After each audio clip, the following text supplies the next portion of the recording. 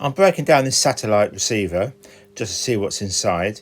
I'm going to take the top off. There's I think 5 screws or so that holds it together. There is information in here.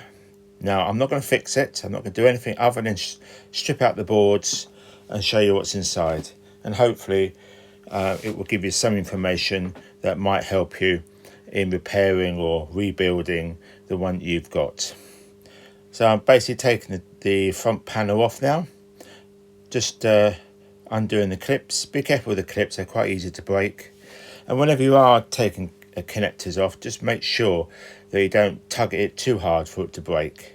And make sure that it is sometimes it might look like that they're plugs and sockets, but they're actually soldered into the board itself. So bear that in mind. Now this is the power unit I'm taking out. It looks like a very straightforward switch mode power supply. In fact, they're all switch mode power supplies. They're very reliable and also very efficient. Now I'm taking the screws out just to take the main satellite board out. This is the part that picks up all the signals.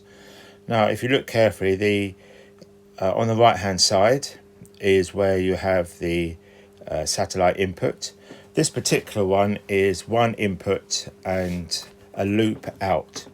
So it's not a 2 input satellite receiver, it's just one. So if you do want to run 2 satellites, you're going to have to loop it through to another satellite box.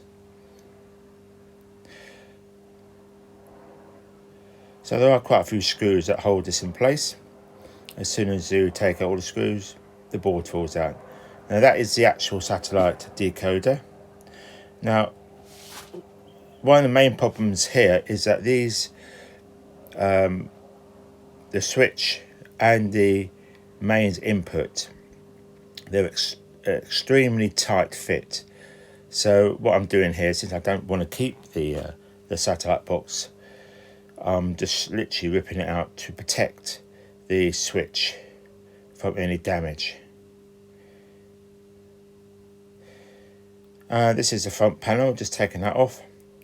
And that's it. Thank you for watching. And if you've got any value from this, then please share, like and subscribe.